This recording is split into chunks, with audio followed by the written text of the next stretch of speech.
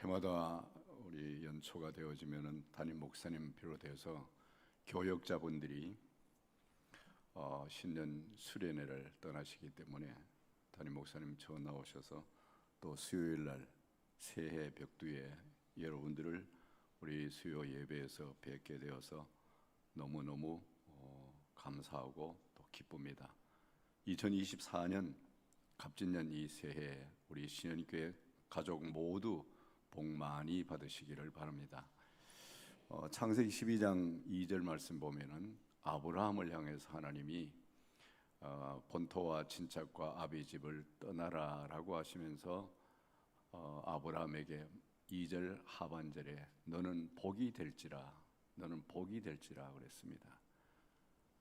또 창세기 39장 23절에도 보면은 여호와께서 요셉과 함께 하심이라 여호와께서 그를 범사에 형통케 하셨더라라고 말씀하고 있습니다. 우리 2024년 마태복음 22장 37절에서 40절 말씀에 예수께서 이르시되 너희는 마음을 다하고 성품을 다하고 뜻을 다하고 힘을 다하여 주 너의 하나님을 사랑하라. 이것이 크고 첫째 되는 계명이요 둘째는 내 이웃을 내 몸과 같이 사랑하라. 이것이 율법이요 선지자의 강령이라고 말씀하셨는데 우리 2024년 우리 여러분 모두 예수님 말씀하신 것처럼 마음과 정성과 뜻과 힘을 다해서 하나님과 여러분과의 관계 회복이 이루어지고 또 이웃과의 관계 회복이 이루어져서 하나님이 요셉에게 범사에 형통케 하시고 또 아브라함을 복이 될지라고 말씀하셨던 그 하나님의 은혜와 축복이 우리 신일교회 가족 모두에게 임할 수 있기를 바랍니다. 특별히 우리 담임 목사님과 우리 교육자분들의 수련회를 통해서 더욱 영적으로 강건하고 육적으로도 강건한 그래서 이 한 해도 목회사역 주님의 양무리들을 먹이고 기르시는데 부족함이 없는 은혜의 수련회가 될 수 있기를 여러분 기도해 주시기 바랍니다. 고린도후서 5장 17절 누구든지 그리스도 안에 있으면 새로운 피조물이라 이전 것은 지나갔으니 보라 새 것이 되었도다 그랬습니다. 조금 전에 우리 새가족실에서 장로님들과 잠깐 차를 나누는 가운데 금년에 지난해 성탄절 또 송구 영신 예배 자리를 꽉 메웠다라고 말씀하시면서 장로님들이 기뻐하시고 또 담임 목사님 전화 오셔가지고 성탄절 또 송구 영신 예배 때 우리 성도님들이 이 본당 자리를 꽉 메우셔서 코로나 이전으로 예배 회복이 이루어지는 것 같다라고 하시면서 담임 목사님이 너무 기뻐하시더라고요. 그래서 저도 하답으로 할렐루야 그랬죠. 여러분 이 한 해에 모이기를 힘쓰는 그런 믿음을 통해서 영적 육적 축복이 여러분의 삶의 현장과 믿음 위에 큰 은혜가 있을 수 있기를 바랍니다. 이 시대의 특징을 말해 보라고 한다라고 하면 여러 가지를 말할 수가 있습니다. 그 가운데 나오는 것에 하나는 어둡다라는 것입니다. 예수님도 이 어둠에 대해서 말씀하시곤 했습니다. 오늘 이 시대 우리의 주변이 매우 어둡고 그리고 아픔과 고통이 큰 것은 바로 이 진리를 잃었고 또 사랑을 잃었기 때문입니다. 특히 사랑을 잃었기 때문입니다. 지식은 있는데 사랑이 없습니다. 돈은 얻었는데 사랑을 잃었습니다. 힘을 가졌는데 사랑을 모릅니다. 삶에 집착하다 보니까 정작 가장 소중한 이 중요한 것을 잃어버리고 말았습니다. 변질되고 말았습니다. 사랑한다라고 하지만은 진정한 사랑이 아닙니다. 이 세상의 모든 것에 사랑이 빠지지 않는 것이 어디에 있습니까? 책 속에도 온통 사랑이라는 단어가 도배를 하고 있습니다. 노래 속에, 영화 속에, 연극 속에 이 모든 예술 속에서 사랑을 이야기합니다. 그러나 문제는 그 사랑 자체가 병들었고 또 그 개념 자체도 아예 이질화되어 버렸습니다. 사랑은 눈물의 씨앗이라느니, 또 사랑하기 때문에 미워하고, 사랑하기 때문에 이별하고, 사랑하기 때문에 죽는다느니, 죽인다느니, 사랑을 논하지만은 하나님의 말씀인 이 성경이 말씀하는 사랑이 아닌 것입니다. 그리고 사랑이 상품화되었습니다. 사랑이 상품화 수단이 되어버리고 말았다라는 거죠. 사랑을 장사의 수단으로 사용하기까지 이르게 되었습니다. 또한 스스로 속고 있다라는 사실이죠. 사랑 아닌 것을 사랑으로 착각하면서 사랑하는 것이 아니면서도 사랑하고 있는 것으로 스스로 속고 있습니다. 사람에 대한 소유욕, 또 집착을 사랑으로 착각하고 매달립니다. 또 하나, 사랑을 관념이나 감상적인 것으로 착각하고 있다는 점입니다. 마음에 끌리고 정에 끌려 사랑한다라고 착각하고 있습니다.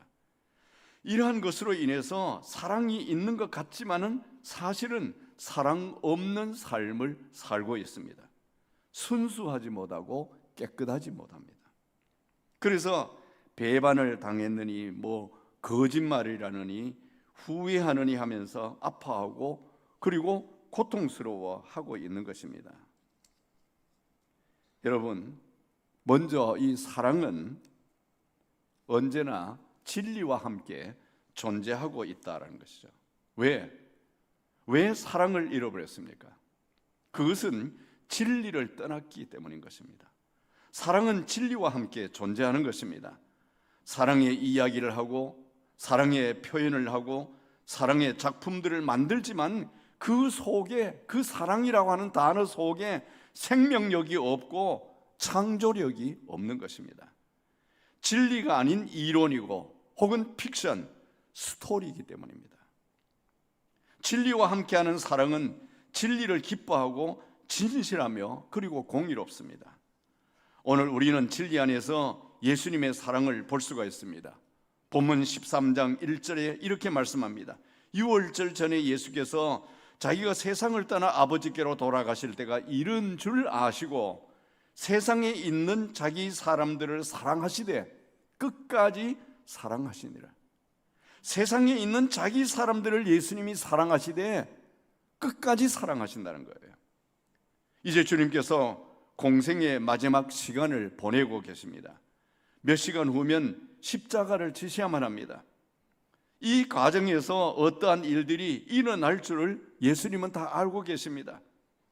가룟 유다가 자신을 은 30냥에 팔고, 베드로는 3번 주님을 모른다고 부인할 것이고, 다른 모든 제자들도 다 뿔뿔이 흩어질 것을 예수님은 아십니다. 참으로 서글픈 일이죠. 공생의 3년 동안 예수님은 공을 들여서 이 훈련을 시킨 제자들인데, 그러한 저들이 저지를 앞으로의 일들을 생각하면은 예수님은 어떤 면에서 우리 같으면은 분노가 솟구치고 치를 떨어야 할 그런 입장이다라는 거죠. 그러나 예수님은 그 모든 것을 아시면서도 저들을 끝까지 사랑한다라고 하십니다. 사랑하시되 끝까지 사랑하신다는 거예요. 그리고 사랑하라고 하시는 것입니다. 요한복음 13장 34절 35절에 새 계명을 너희에게 주노니 서로 사랑하라. 내가 너희를 서로 사랑한 것 같이 너희도 서로 사랑하라. 너희가 서로 사랑하면 이로써 모든 사람이 너희가 내 제자인 줄 알리라 라고 말씀하십니다. 이 말씀을 하시고 우리 주님은 십자가를 지십니다. 저들을 위하여 혹은 우리를 위하여 고난의 십자가를 자청하셨습니다. 이 사랑 때문에 우리는 예수님의 말씀이 진리임을 믿는 것입니다. 그분이 진리임을 믿습니다. 나아가 그 말씀은 생명의 말씀입니다. 살리는 말씀이고 변화시키는 말씀이고 창조하는 말씀입니다. 예수님의 말씀이 능력이 될 수 있는 것은 바로 그 사랑 때문입니다. 진리 안에서의 사랑이다라는 거죠. 그럴 때 그 사랑은 깨끗하고 진실한 사랑이 되는 것입니다. 여러분, 사랑은 깨끗해야만 합니다. 진실해야만 합니다.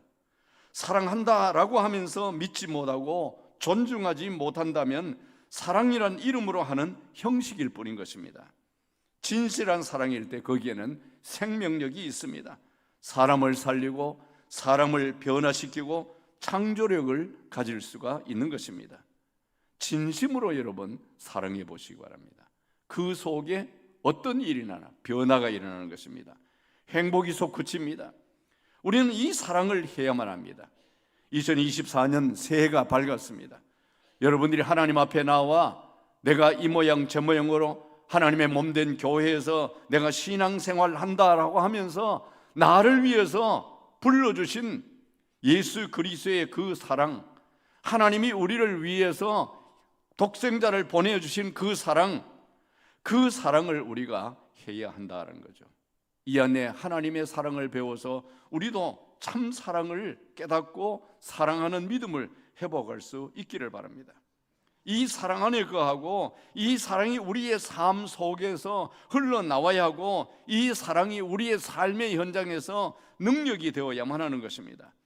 내가 있는 곳에 생명력이 나타나고 내가 머무는 곳에서 변화가 일어나고 내가 스치는 곳에서 이 사랑의 향기가 묻어나야만 하는 것입니다.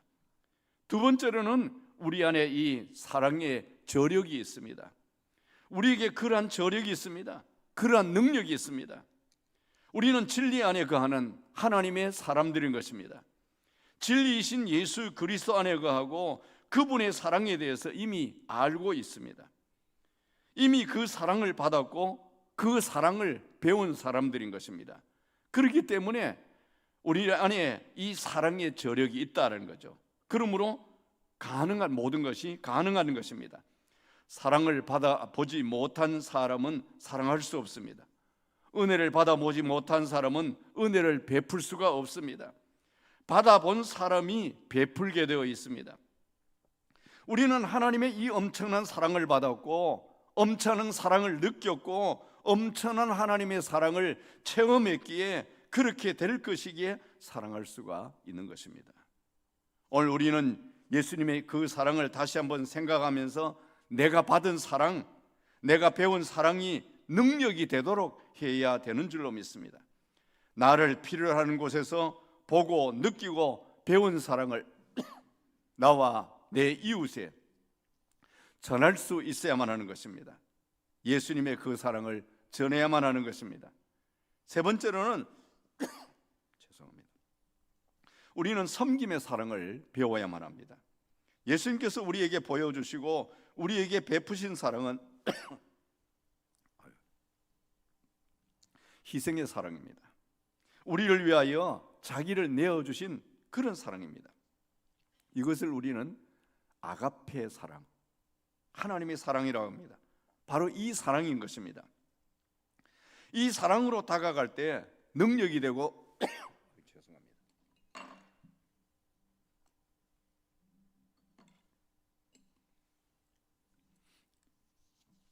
생명이 되는 것입니다. 그러나 우리가 과연 예수님의 이 십자가와 같은 사랑을 내가 할 수가 있을까? 그 사랑에 대해서 들을 때 감동적이고 때로는 눈물이 쏟아지기도 합니다.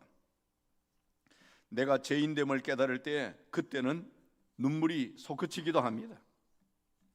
패션 오브 크라이스트라고 하는 영화를 여러분 아마 보신 분들도 계시리라 믿습니다. 여러분 그 영화를 어떤 생각을 가지고 보셨습니까? 그때 그리스도의 참된 사랑 앞에 아픔이 없이는 볼 수 없는 영화입니다. 그러나 막상 우리가 그러한 사랑을 해야 한다라고 하면 쉽지 않습니다. 내 목숨을 내어 놓을 수가 있느냐라는 거죠. 한때 오래전이죠. 이라크가 한참 전쟁이 심할 때 그 이슬람 문화권이 이라크에서 사역을 한다라고 이라크에 들어갔던 그 이라크에서 희생된 김선일 형제, 여러분 뉴스에도 나왔죠. 알자지라 방송을 통해서 보여진 그의 모습, 죽음 앞에 두려워하는 그 모습, 살고 싶다라고 애원하는 모습, 그것을 본 어떤 목사님은 그가 그 자리에서 저 테러 집단에게 예수 그리스도에 대해서 복음을 전하지 않고 비굴하게 굴었던 그 모습에 대해서 비판하고 부끄럽다라고 하기까지 했습니다마는 과연 그것이 쉬울까라는 거예요. 그것이 어쩌면 보편적인 우리의 모습일지도 모릅니다. 그렇기 때문에 살려달라라는 김선을 씨의 처절한 모습을 보면서 온 국민들은 함부로 그를 향해서 돌을 던지지를 못했던 것입니다. 생사 앞에서 자기 목숨을 쉽게 포기하지 못하는 것이 연약한 사람의 모습이 아니냐는 거예요. 그런 연약한 사람들에게 십자가의 희생이란 사실 불가능한 일인 것입니다. 그렇다면 저는 말씀을 읽다가 우리가 할 수 있는 사랑이 무엇인지 어떤 것인지를 찾을 수 있었습니다. 예수님께서 그 일을 하시면서 우리에게 말씀하십니다. 본문 15절입니다. 내가 너에게 행한 것 같이 너희도 행하게 하려 하여 본을 보였노라 라고 말씀하십니다. 너희도 행하게 하려 하여 본을 보였다라는 말씀이에요. 십자가에서 너희도 이와 같이 하라고 예수님은 하시지 않습니다. 자기 십자가를 지라고는 하시지만은 예수님의 십자가와 같은 그런 사랑을 우리에게 예수님은 강요하신 것은 아닌 것입니다. 아니, 인간은 죄인이기 때문에 예수님의 십자가와 같은 것은 질 수도 없는 것입니다. 우리가 할 수 있는 사랑은 예수님은 우리에게 다른 면으로 보여주신 사랑인 것입니다. 그것이 바로 오늘 섬김의 사랑이다라는 거예요. 이것도 희생인 것입니다. 오늘 본문에서 보여주시는 예수님의 이 섬김이 바로 우리가 배우고 우리의 일상생활 속에서 해야 할 사랑의 진정한 모습이다라는 것입니다. 예수님께서 십자가를 지시기 전 제자들과 마지막 만찬을 나누기 위해서 다락방에 모였습니다. 다락방에 모인 제자들과 만찬을 나누시던 중에 예수님은 대야에 물을 떠다가 허리에 수건을 두르시고 제자들의 발을 씻기기 시작합니다. 사실 유대인들의 관례는 외출한 후에 집에 돌아왔을 때는 반드시 손발을 씻는 것이 율법이었습니다. 특히 음식을 먹기 전에는 반드시 손을 씻고 그리고 음식을 먹어야만 합니다. 코로나 시기에는 모두에게, 국민 모두가 다 이제는 손발을 씻는 것이 하나의 일상이 되어 있습니다. 유대 사회에는 외출했다가 집에 들어오면 제일 먼저 하는 것이 손발을 씻는 것이 유대의 이 율법이다라는 거예요. 예수님의 제자들이 손을 씻지 않고 음식을 먹다가 바리새인들에게 책망받는 모습을 성경에서 볼 수 있습니다. 저들은 장로의 유전을 범했다라고 질책을 합니다. 손발을 씻는 것은 저들이 당연히 해야 할 도리였습니다. 그런데 지금 이 순간 누구도 제자들이 손발을 씻지 않고 만찬에 임했습니다. 이유가 있었습니다. 제자들끼리, 제자들 간에 알력이 있었기 때문입니다. 지금 그 자리로 오는 과정에 예수님을 옆에 두고 있는 이 제자들이 누가 높으냐의 문제로 서로 다투고 있었습니다. 야고보와 요한이 예수님께 주님이 이스라엘의 왕이 되시면 하나는 좌편에 하나는 우편에 앉게 해달라고 예수님께 요청을 합니다. 그 일로 인해 제자들 간에 권력 다툼이 일어난 것입니다. 왜 너희가 그 자리에 앉아야 되느냐는 논쟁을 벌이신 것이죠. 그때 예수님께서 저들에게 말씀하십니다. 마가복음 10장 43절에서 45절 말씀인데 너희 중에는 그렇지 아니하니 너희 중에 누구든지 크고자 하는 자는 너희를 섬기는 자가 되고 너희 중에 누구든지 으뜸이 되고자 하는 자는 모든 사람의 종이 되어야 하리라. 인자에 온 것은 섬김을 받으려 함이 아니라 도리어 섬기려 하고 자기 목숨을 많은 사람의 대속물로 주려 함이라고 말씀하셨습니다. 누구든지 어떤 사람이든지 크고자 하는 자는 섬기는 자가 되고 으뜸이 되고자 하는 자는 종이 되어야 한다라고 하시면서 예수님도 이 세상에 섬기러 왔다라고 말씀하십니다. 그러나 저들은 그 말씀을 잊어버린 채 여전히 서로를 못마땅히 여기면서 다락방 안에까지 다다른 것입니다. 그곳에 도착해서 저들은 사실 서로 발을 씻어 주어야만 했습니다. 아니, 먼저 예수님의 발을 씻어 드려야만 했습니다. 그러나 저들이 상한 감정이 그 마음을 닫아버려서 누구도 예수님의 발조차 씻어주지를 않았습니다. 아니, 씻어줄 생각도 하지 않았습니다. 이에 예수님께서 먼저 저들의 발을 씻기신 것입니다. 대야에 물을 떠다가 그 다음에 허리에 수건을 두르시고 무릎을 꿇고 제자들의 발 앞에 앉아서 그 제자들의 발을 씻기십니다. 예수님께서 친히 섬김을 통해서 서로 사랑하는 것이 무엇인지를 보여주신 것입니다. 우리가 사랑할 수 있는 것은 바로 이러한 것입니다. 섬김인 것입니다. 자기를 낮추는 사랑인 것입니다. 내가 먼저 찾아가고, 내가 먼저 용서를 구하고, 내가 먼저 저들의 필요를 채워주고, 내가 먼저 격려해주고 축복해주는 것, 그것이 섬김이다라는 거예요. 사랑하는 성도 여러분, 2024년 우리 교회 모든 성도들이 예수님께서 본을 보여주신 이 섬김의 도를 따라서 몸된 교회를 섬기고, 여러분들의 모든 부서를 섬기고, 여러분들의 모든 봉사직을 섬기는 믿음을 회복할 수 있기를 바랍니다.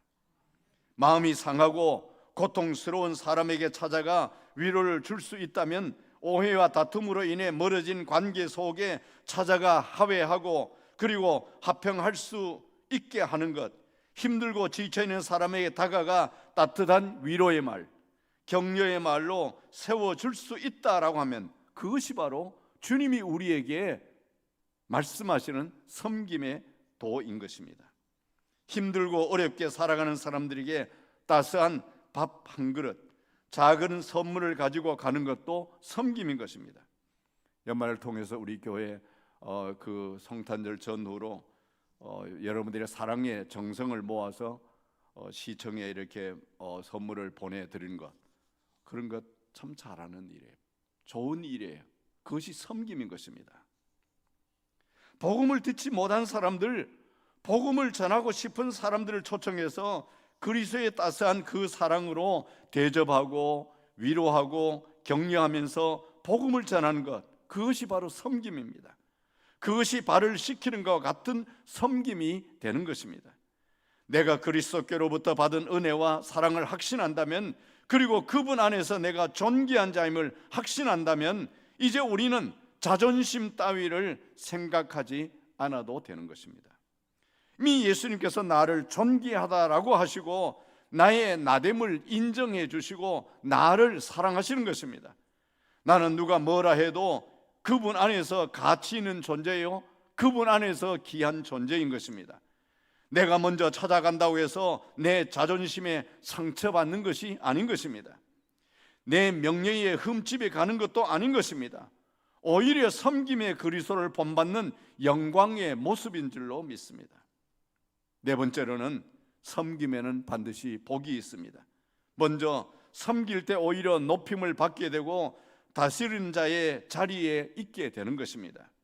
예수님은 마태복음 23장 12절에 말씀하십니다. 누구든지 어떤 사람이든지 자기를 높이는 자는 낮아지고 누구든지 자기를 낮추는 자는 높아지리라고 말씀하십니다. 섬긴다는 말은 디아코니아라는 말로 봉사한다라는 뜻입니다. 그런데 똑같은 어원에 디아코노스라는 말이 있습니다. 이 말은 종이라는 의미도 있지만은 권력자를 의미하기도 합니다. 그래서 로마서 13장 1절에 보면 하나님의 사자를 이 디아코노스라고 표현하고 있습니다. 영어로는 미니스터라고 하는 왕의 권위를 지칭하는 말인 것입니다. 섬기는 자가 다스리는 것이 된다라는 것입니다. 섬기는 자의 마음속에 왕권이 있다라는 것입니다. 성 어거스틴은 말합니다. 우리가 하나님을 존경한다라고 해서 그분이 더욱 위대해지지는 않지만은 우리가 그분을 섬기면 오히려 우리가 위대해진다라고 어거스틴은 말합니다. 우리가 형제를 섬길 때 곧 하나님을 섬기는 것이 되는 것입니다. 그때 우리는 더욱 위대한 사람으로 우뚝 서게 되는 것입니다. 내가 위대해지고 싶어서가 아니라 하나님께서 우리를 높여주시기 때문인 것입니다. 다음에는 사람을 얻게 됩니다. 진정으로 섬기는 사람이 사람을 얻게 되는 것입니다. 예수님의 섬김은 초대 교회의 역사를 이루는 위대한 사도들을 얻게 되는 것입니다. 섬길 때 여러분 사람을 얻게 됩니다. 그리고 여기에 평화를 세우게 됩니다. 섬기는 사람이 있을 때 그 공동체는 어디서든지 평안이 싹트게 되는 것입니다. 다음에는 화평이 있게 됩니다. 예수님께서 제자들의 발을 씻기실 때 저들 속에 있던 미움과 그리고 다툼, 분쟁이 누그러지고 마는 것입니다. 서로 자리를 놓고 불쾌한 기분을 쏟아내었고, 그래서 누구도 종노릇하기 싫어서 발을 씻어주지 않는 그 자리에 베드로가 제일 먼저 뭐라고 하십니까? 주여, 그러실 수 없습니다. 내가 주님의 발을 씻겠나이다 하면서 예수님의 발 앞에 무릎을 꿇습니다. 다툼 속에 주님은 화해를 범하십니다. 다툼이 있는 곳에 여러분 섬기는 마음과 섬기는 자세를 가질 때 나로 인해서 그곳에 화평이 이루어질 것입니다. 그 다음에는 사랑을 주고받을 때 우리는 예수님의 마음과 사랑의 의미를 알게 됩니다. 사랑을 주고받을 때 십자가의 사랑이 뼛속까지 파고드는 것을 느끼게 됩니다. 우리가 진심으로 섬길 때, 진심으로 섬김을 받을 때 그 큰 사랑의 의미를 함께 알게 되는 것입니다. 섬김은 이렇게 가치가 있고 섬김은 이렇게 능력이 있는 것입니다. M. 도즈라고 하는 사람은 말합니다. 하나님을 신뢰하는 겸손한 한 시간의 섬김이 계산적인 근면이나 자만하는 열심을 가지고 일하는 일평생의 섬김보다 훨씬 더 가치가 있다라고 말했습니다. 사랑하는 성도 여러분, 2024년 새해가 밝았습니다. 우리 교회 표어를 보니까 예수로 충만하여 성장하는 교회라는 표였습니다. 충만이 뭐예요? 넘치는 거예요. 흘러 넘치는 것입니다. 여러분 모두가 다 2024년 이 안에 신령께 지체된 성도로서 직분자나 직분 갖지 않는 자나 모두가 다 예수로 충만할 때 여러분의 믿음이 성장하고 여러분의 가정이 새로워지고 여러분의 삶이 변화되어지고 그리고 여러분의 몸된 교회는 양적, 질적, 영적, 육적 성장하는 새로운 교회로 우뚝 서게 되는 줄로 믿습니다. 섬김을 받기 위한 존재가 아니라 섬기기 위해서 사랑을 받았고 우리는 은혜를 받았습니다. 서로 일한 사랑으로 나아가는 새해가 될 수 있기를 바랍니다. 그럴 때 우리는 나도 모르게 섬김을 받는 자리에 있게 되는 것입니다. 그리고 사람을 얻게 되고 평화를 얻게 되는 것입니다. 또한 주님의 그 큰 사랑을 구체적으로 느끼고 체험해가며 살아갈 수가 있는 것입니다. 막연히 이론적으로 알던 그 사랑을 내 마음속 깊이 느끼며 그렇게 살아가는 능력자가 되는 것입니다. 2024년 우리 모두가 다 이 섬김의 사랑, 예수님께서 우리에게 본을 보여주신 그 섬김의 사랑을 실천하여 섬김을 통해서 여러분의 삶의 현장에 하나님의 능력이 나타나고 하나님의 은혜가 나타나고 하나님의 축복이 임하는 놀라운 역사가 여러분들의 신앙생활 속에, 여러분들의 교회 생활 속에 이루어질 수 있기를 주님의 이름으로 축복합니다. 기도하겠습니다. 하나님 아버지, 2024년을 우리에게 또 이렇게 새해를 주신 하나님의 은혜에 감사합니다. 오늘 요한복음 13장 1절에서 17절 말씀 속에서 섬김의 사랑이 어떤 것인지를 우리에게 다시 한번 확인시켜 주신 것을 감사합니다. 섬김을 통한 내 삶의 신앙의 모습이 변화되어지고 섬김을 통해서 하나님의 사랑을 전파하고 섬김을 통해서 하나님의 영광을 드러내고 우리의 삶의 영적으로 육적으로 하나님의 축복을 경험하는 신한교회 모든 가족들이, 모든 성도들이, 모든 직분자들이 다 되게 하여 주시옵소서.